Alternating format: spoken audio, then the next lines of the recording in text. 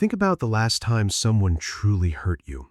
Not a stranger, someone you trusted completely, someone you never saw coming. And when it happened, you didn't scream, you didn't cry, you didn't even argue. You just went quiet. From the outside, everyone thought you were fine. You smiled when you had to. You showed up every single day. But inside, something had completely shut down, like a door closing so quietly that nobody heard it, not even you. Most people will tell you that going quiet when you're hurt means you're cold, weak, indifferent. Psychology says something completely different. And by the end of this video, you're going to understand not just why you went quiet, but what it's been quietly costing you. Because that's the part nobody talks about. The shutdown. When someone hurts you, really hurts you, your first instinct is not to fight back. It is not to run. It is to go completely still. For years, people called this weakness, coldness, not caring. But neuroscientist Stephen Porges spent decades mapping what actually happens inside the nervous system during extreme emotional pain. He discovered that the brain moves through three automatic survival states: fight, flight, or freeze. Most people know fight and flight. Freeze is the one nobody teaches you. Freeze is not giving up. Freeze is the nervous system shutting down everything non-essential to protect the core. It is the most sophisticated response your brain has. It is what soldiers do under fire. It is what prey animals do when caught. And it is what you did. You didn't go quiet because you didn't care. You went quiet because you cared so deeply that words, any words, would have broken something that couldn't be put back. But here's what Porges's research also showed, and this is the part that changes everything. Freeze was only ever designed to be temporary. We'll come back to that. The trust collapse. There's a reason a stranger's cruelty stings for a moment, but a trusted person's betrayal stays with you for years. Psychologist John Bowlby spent his career studying attachment, the invisible architecture we build with the people closest to us. And what he found was this: when we let someone in, we are not just letting them into our lives, we are handing them a piece of the system that keeps us safe. So when that person hurts you, what breaks is not just your feelings. What breaks is the whole structure you built your sense of safety on. And when a structure collapses beneath you, you don't speak. You don't even know what to say, because every sentence you could form was built on the assumption that this person was safe, and now that assumption is gone. The silence is not emptiness. The silence is the only honest response to that kind of destruction. So you go quiet, and then you build something. At some point in your life, someone hurt you badly enough that a part of you quietly decided, never again. You didn't announce it. You didn't even notice it happening.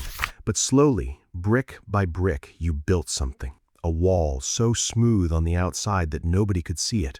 You kept smiling. You kept showing up. You kept being the person everyone needed. But the next time someone hurt you, you didn't break. You just disappeared into yourself. People around you saw silence. What they didn't see was armor. Picture two people, same situation. The person they trusted most just said something that cut straight through them. The first person explodes, raises their voice, throws every emotion at the wall. The second person goes completely still, absorbs it, says nothing. And that second person's partner looks at them and says, "Why aren't you saying anything? Don't you even care?"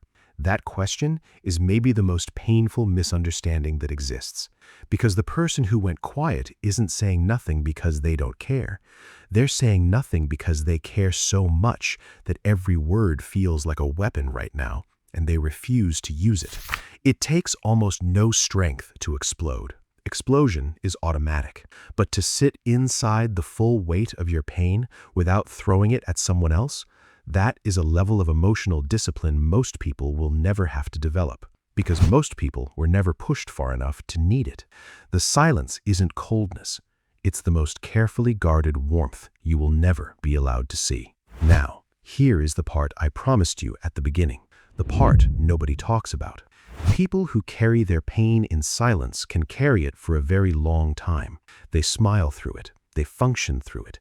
They show up with a steadiness that looks from the outside like they've moved on. But psychologist James Penmaker spent years studying what suppressed emotional pain actually does to the body. The results were hard to ignore.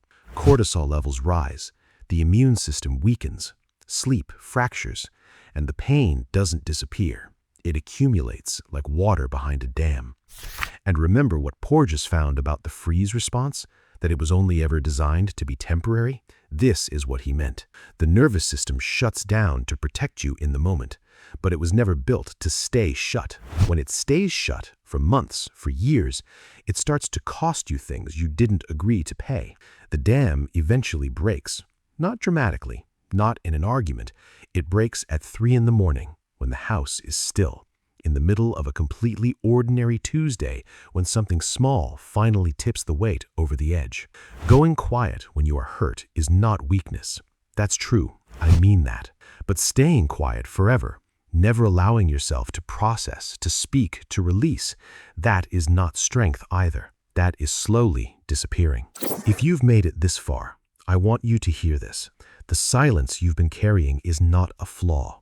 It is evidence of every time you chose to protect what was left of yourself when someone tried to take it from you. But the armor was built to keep you safe long enough to heal, not to replace the healing itself.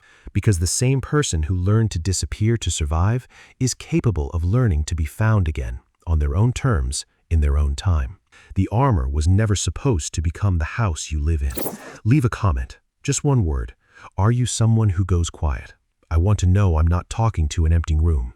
Next week, we're going into what happens when people who go quiet finally stop being quiet and why the people around them terrify them. Subscribe so you don't miss it.